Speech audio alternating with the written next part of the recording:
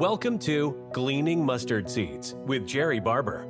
Mr. Barber is a preacher, a ventriloquist, a barefoot runner, and writes 2 blogs.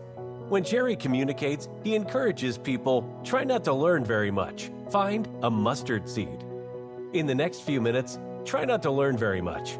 Look for something you can do to move a mountain, remove a stumbling block, or provide a stepping stone for yourself or someone else. And now, here's Jerrie with this week's mustard seed. Today I'm discussing Jerrie and Gail's budget, a family contract in a 60-year process. A written agreement isn't to make dishonest people honest, but to help honest people remember their agreement. I'm going to be sharing what Gail and I have learned since we started managing our money together 60 years ago. I'm including a spreadsheet of the budget items I'll discuss. You'll find a link in the show notes. A mutually negotiated and written plan to spend our money reduces conflict.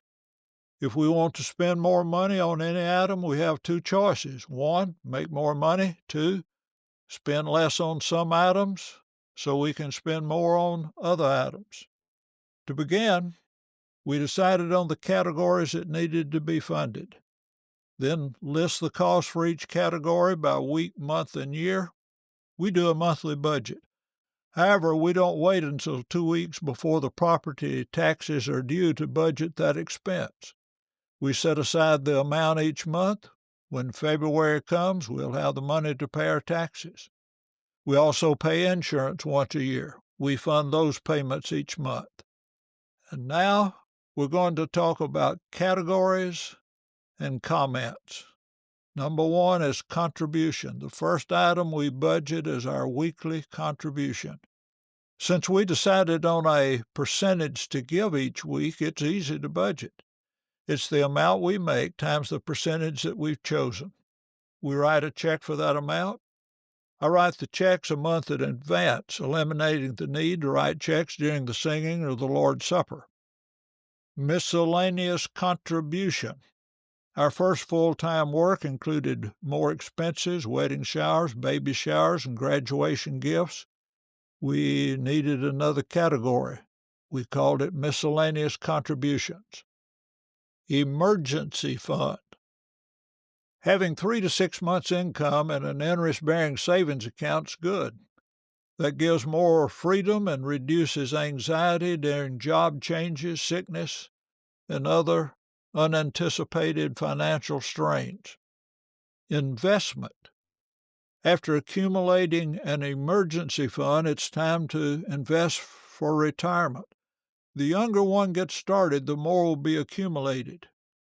Get basic knowledge about investments, and with wisdom and references, choose someone who knows more about the process than you do to help. Groceries. The most peaceful producing part of the process is deciding what fits in each category. There's no correct answer except agreeing on it before you start. For instance, what's included in groceries? Does that include house cleaning supplies and personal items such as toothpaste and deodorant? Medicine. We include medical insurance, doctor and hospital expenses, prescriptions, and over-the-counter medicine. Rent or house payment. The more one saves for a down payment, the less the property payment will be. The shorter the loan term, the quicker you'll get a raise to spend on other items in your life. Pay me now or pay me later. Have more disposable income or pay other people interest. House expense. We include small items such as light bulbs and air conditioning filters. House repairs. We save monthly to repair and replace heating and air conditioning systems, water heaters, and the roof. When you save for a few years and one of these can't be repaired, it isn't an emergency. I like the quote, "The only problems we get are the things we can't handle. If we could handle it, it wouldn't be a problem." Utilities. This includes electricity, gas, water, garbage collection, cell phones, and the internet. We bought an outside antenna and cut the cable a few years ago. We get movies we can't get from a local station or on our smart TV. Recently, we changed our cell phone provider and saved half. Insurance and property taxes. I pay the first of each month into a money market fund that covers home, auto, umbrella, long-term care insurance, and property taxes. When the payments come due, it isn't an emergency. Furniture. We budget a few dollars each month for furniture. We don't need any furniture now. However, refrigerators wear out, washing machines and dryers malfunction and can't be repaired. This is part of our philosophy. The more that can be anticipated, the fewer emergencies we have. The fact that machines wear out shouldn't be a surprise. Car payment. We drew a line in the sand several years ago. We stopped making car payments to finance companies and started making car payments to ourselves. You can learn more about that in my podcast, Gleaning Mustard Seeds, episode 36, Maintaining a Car and Casket Fund. You'll find a link in the show notes. Car expense. This includes gasoline, oil changes, new brakes, and other minor service items. I'll discuss this further under the next category. Service contract. 38 years ago, we started our own extended warranty company.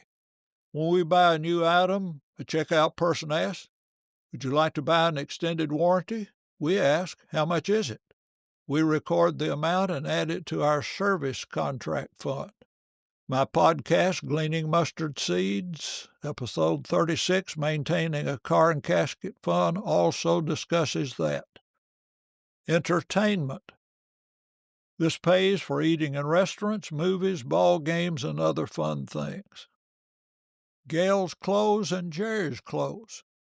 In our early married years, the amount in both those categories was zero.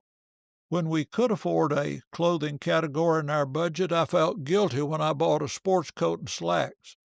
Then remember that Gail hadn't bought a new dress in a long time. In our agreement, our clothes category includes personal items, such as toothpaste, hairspray, and deodorant.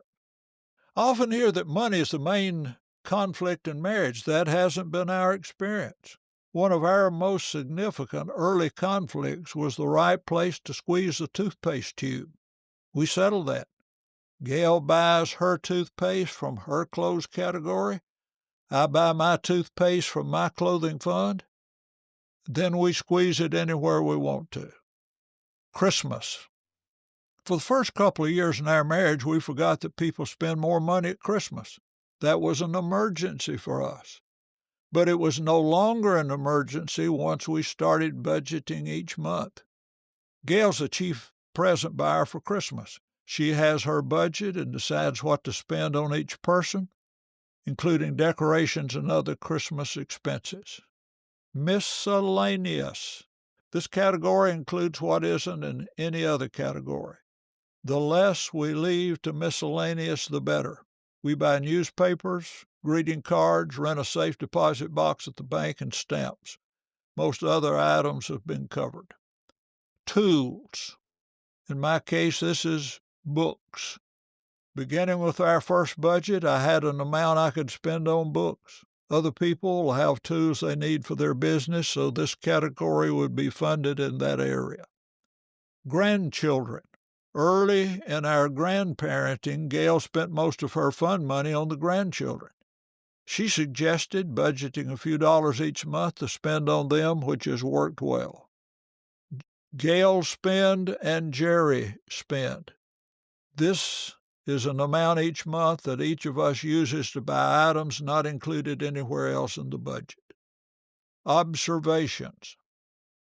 This budget won't work for you and your family. It includes some things you don't need. You'll need some categories that aren't included. To have a perfect budget, eliminate the items you don't need and add the ones you do. The key to this budget is to add your income in one column, your expenses in the next column, and the sum will be the same. Subtract your expenses from your income, and the sum is zero. This is a zero-based budget.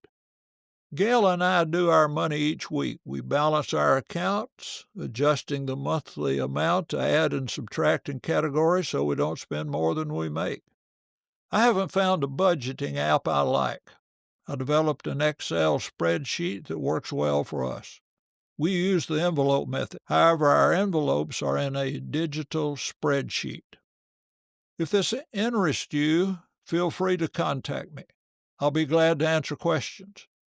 If this seems complicated, don't despair. It's taken us 60 years to get it to this point. Try not to learn very much, find a mustard seed, and improve your stewardship and peace of mind. Thank you for listening to Gleaning Mustard Seeds with Jerrie Barber. If you found a mustard seed, send a text or email with the link to a friend. This podcast was brought to you by Jerrie's book, Between Preachers, You Can Grow Through Interim Ministry. Dale Jenkins wrote in the introduction, "While Jerrie has written the only book I know by a member of the Church of Christ on interim ministry, the excellent principles in this book could be used as a book on healthy moving or healthy leader-minister relations, or a book for every Christian on healthy living. I'd encourage you to get one for every elder you know." You can order your book from Amazon. There will be a link in the show notes. Thank you for listening. Jerrie looks forward to next week as we continue to collect and plant mustard seeds.